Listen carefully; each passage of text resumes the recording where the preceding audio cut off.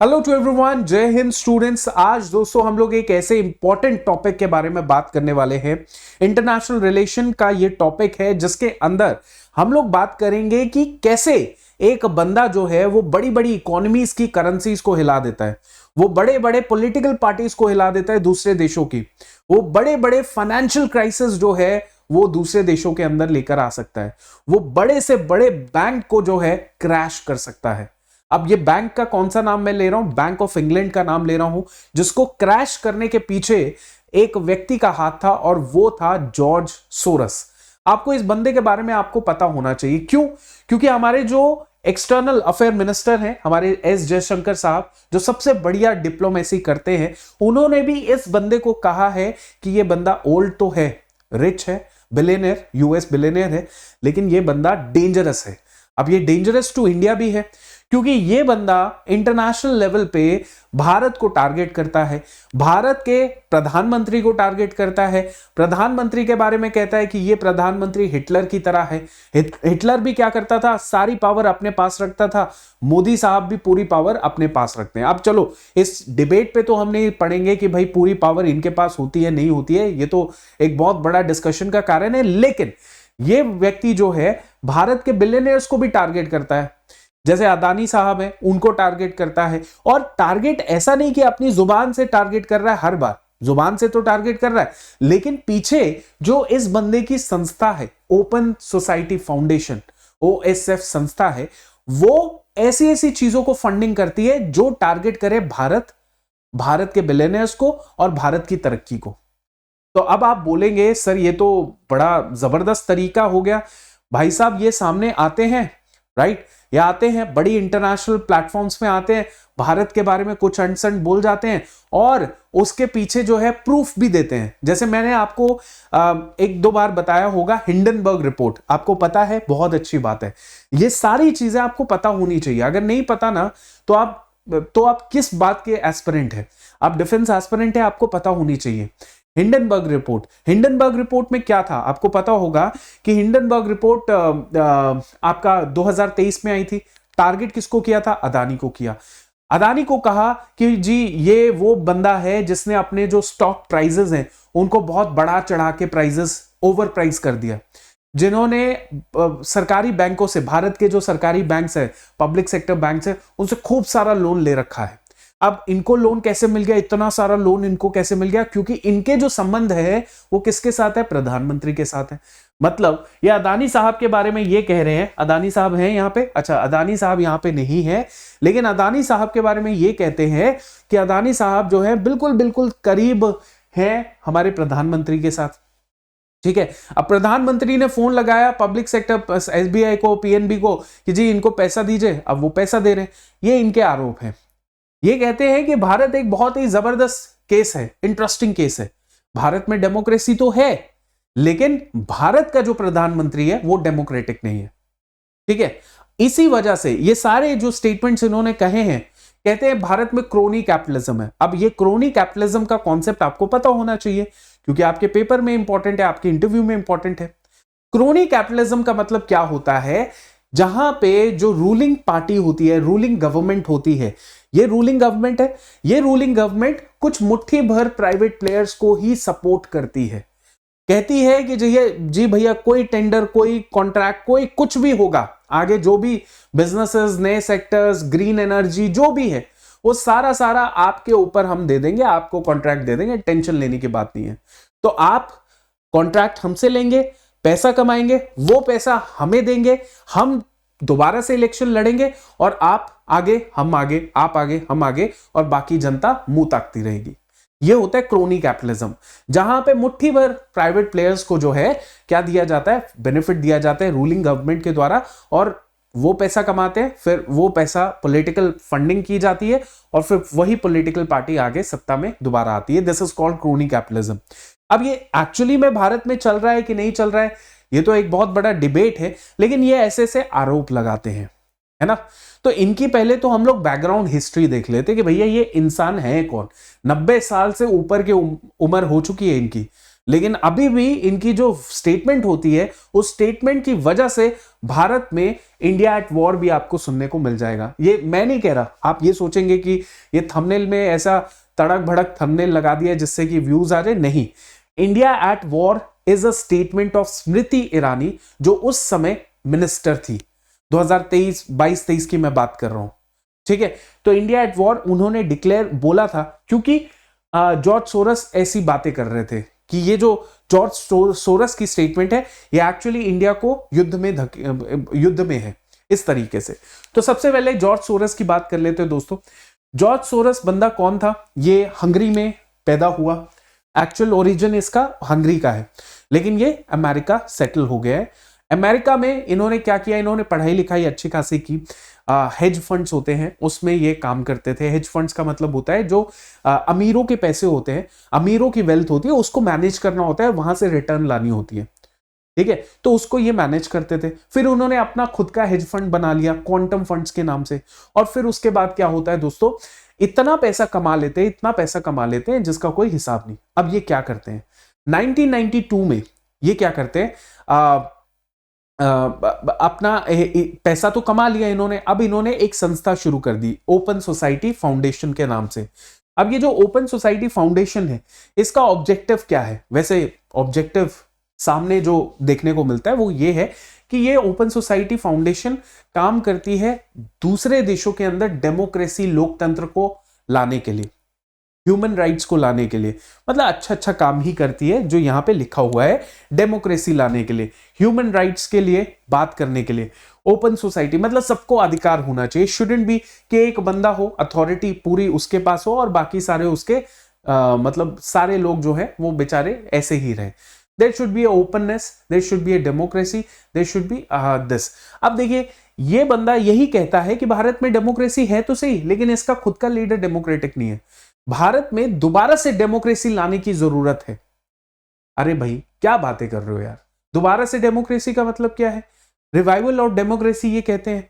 अरे भाई तुम ये बताओ, 2024 में इलेक्शन हुए, लोकसभा इलेक्शन हुए, आपने भी शायद वोट दिया होगा। अब उस लोकसभा इलेक्शन में वोट किसने दिया? आपने और मैंने दिया, हमारे परिवार वालों ने दिया, पूरे भारत की पॉपुलेशन ने दिया। और फिर दोबारा से बीजेपी गवर्नमेंट आई, है ना, रूलिंग गवर्नमेंट आई, राइट। तो वोट दे के जब इलेक्ट किया जाता है प्रतिनिधि को, वही तो डेमोक्रेसी होती है। पर ये कह रहे हैं भैया भारत में डेमोक्रेसी नहीं है। अब तो ये सारी बातें जो है इनकी चल रही हैं, ठीक है। तो ये ओपन सोसाइटी जो फाउंडेशन होती है, इसको इन्होंने फंड किया, पैसा खूब कमा लिया, खूब सारा पैसा, मतलब $32 बिलियन इन्होंने फंड कर चुके हैं ये ओपन सोसाइटी फाउंडेशन के अंदर, $32 बिलियन और फंड कर दिया। और इनकी खुद की वेल्थ लगभग $8 बिलियन की वेल्थ है, ठीक है। अब ये ओपन सोसाइटी फाउंडेशन ना, अगर आप देखें तो ये भारत में भी अपना कदम रख चुकी है। भारत में ही आप देखोगे तो बहुत सारे एनजीओ को ये फंड करती है, बहुत सारे marginalise section of the society है, वहां की स्कूलिंग, वहां के बेहतर जीवन के लिए ये फंड करती है। अभी तक अच्छा लग रहा है। एजुकेशनल इंस्टीट्यूशंस को भी फंड करती है और सिविल सोसाइटीज को सबसे ज्यादा फंड करती है। सिविल सोसाइटीज में जैसे मीडिया हाउसेज हो गए, जैसे फॉर एग्जांपल मैं आपको बताऊं तो जो स्टॉक आपने सुना होगा, है ना, उसको भी फंड कौन कर रहा है? ओएसएफ फंड करती है, ठीक है। और भी मीडिया हाउसेज है। अब ये मीडिया हाउसेज क्या करते हैं? अब फंडिंग यहां से मिल रही है। अब ये संस्था जो उन मीडिया हाउसेस को बोलेगी कि भैया ऐसा नैरेटिव बनाना है, ऐसा पर्सपेक्टिव बनाना है भारत के बारे में, तो वो मीडिया हाउसेस वैसा पर्सपेक्टिव बनाएंगे, ठीक है। और जैसे वो पर्सपेक्टिव भारत का बनेगा तो क्या किसको फायदा होगा? ऐसे लोगों को फायदा होगा। और इन लोगों के पीछे कौन खड़े हैं बता दो? यूएस तो किसी को देखना नहीं चाहता ना खुश।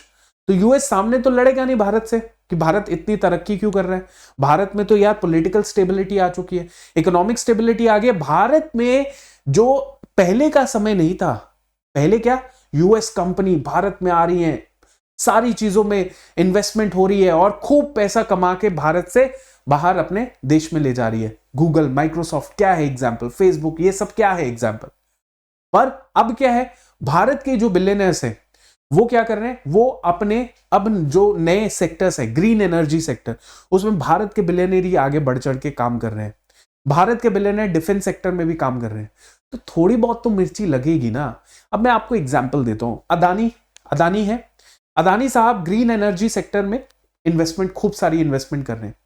अब वो कंपनी जो अदानी ग्रीन्स के नाम से है, ठीक है, वो कंपनी डायरेक्ट टक्कर दे रही है इलॉन मस्क की कंपनी को, क्योंकि इलॉन मस्क की भी एक कंपनी है जो कि ग्रीन एनर्जी में इन्वेस्टमेंट कर रही है, टेक्नोलॉजी बना रही है, R&D कर रही है।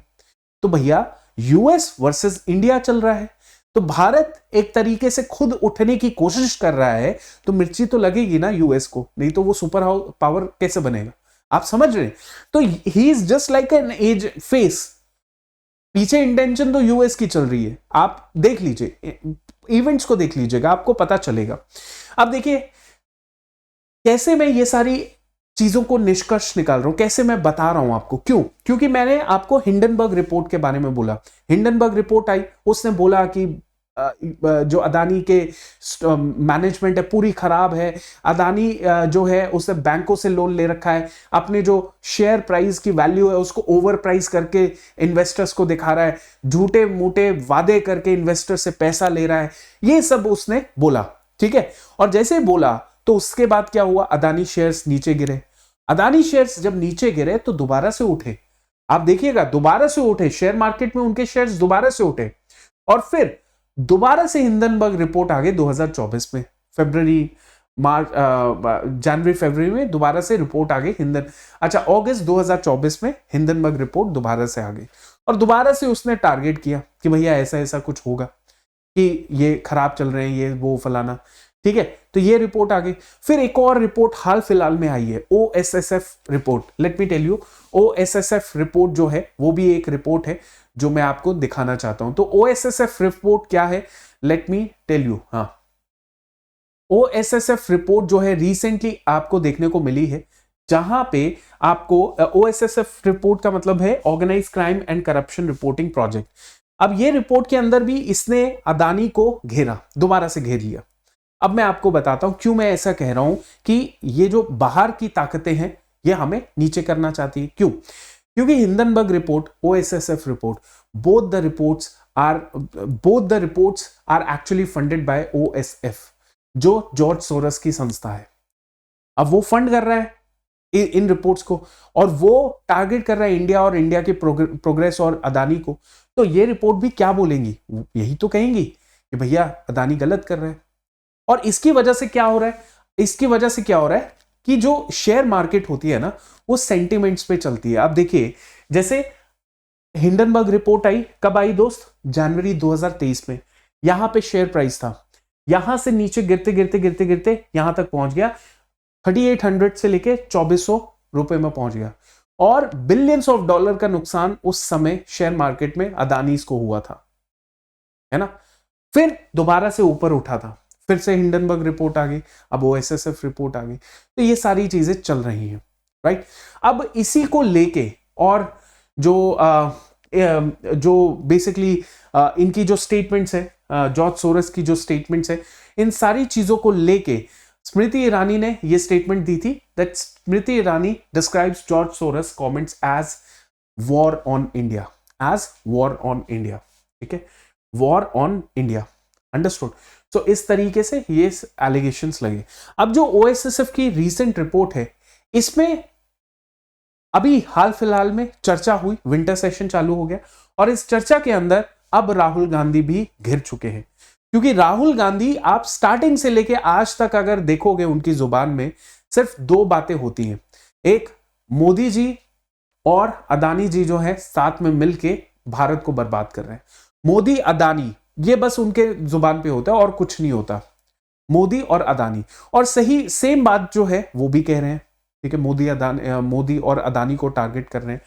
तो कहीं ना कहीं यहां पे ये देखने को मिल रहा है कि कहीं ना कहीं तो राहुल गांधी जुड़े हुए हैं। ये मैं एलिगेशन नहीं लगा रहा, ये तो बीजेपी एलिगेशन लगा रही है राहुल गांधी के ऊपर, क्योंकि Rahul Gandhi plus George Soros यानी यूएस और ये लोग मिलके जो है भारत को डिस्टेबलाइज करना चाहते हैं और अपने फॉरेन एजेंडा को पूरा करना चाहते हैं।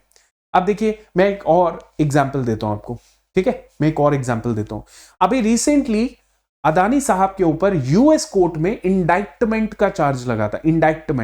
इंडाइक्टमेंट चार्ज मतलब क्या होता है कि बेसिकली इतने एविडेंसेस मिल चुके हैं कि अब अदानी साहब के ऊपर यूएस कोर्ट में ट्रायल चलना शुरू हो जाएगा, यानी केस शुरू हो जाएगा यूएस कोर्ट के अंदर। तो इंडाइक्टमेंट चार्ज जो है वो तब लगते हैं जब एविडेंसेस प्रॉपर हो। तो अदानी साहब के ऊपर जो थे प्रॉपर एविडेंसेस मिल गए कि इन्होंने कुछ घूसखोरी की है और इस वजह से इनके ऊपर केस शुरू कर दिया जाए कोर्ट के अंदर। अब ये जो डिसीजन होता है ये कौन लेता है? ये डिसीजन लेता है ब्रायन पीस। इस बंदे का नाम क्या है दोस्त? इस बंदे का नाम है ब्रायन पीस। ये बंदा जो है, ये बंदा कब आता है, कैसे बनता है अटॉर्नी उस कोर्ट का जिस कोर्ट ने इनको इंडैक्टमेंट चार्जेस करा? तो मैं आपको पीछे से दिखाता हूं। जॉर्ज सोरस ने आगे फंड किया, ठीक है। फंड करने के बाद इन्होंने रेकमेंड किया इनको, बाइडेन एडमिनिस्ट्रेशन को, to appoint Breon Peace as attorney. और यही ब्रायन पीस है जिसने क्या किया, चार्ज किया अदानी को। और कहा जा रहा है कि कहीं ना कहीं राहुल गांधी जो थे इनके सपोर्ट में थे, ठीक है। तो ये बात है। तो मैंने आपको, देखो ऐसा तो नहीं है कि मैंने आपको कोई भी ऐसी अपनी मनपसंद की बात बताई है। ये सारी चीजें जो है, ये सारी चीजें आप न्यूज़पेपर आर्टिकल्स, मीडिया हाउसेस सब में देख सकते हैं। ये नैरेटिव बनाया जा रहा है कि भारत जो है वो असली डेमोक्रेसी नहीं है। भारत में तो बस मोदी अदानी चल रहा है, क्रोनी कैपिटलिज्म चल रहा है। अब आप बोलेंगे सर सच में तो चल रहा है, कहीं ना कहीं तो चल ही रहा है। यार एक चीज मुझे ये बताओ कि अगर ऐसा ही होता तो मोदी अदानी ही होते।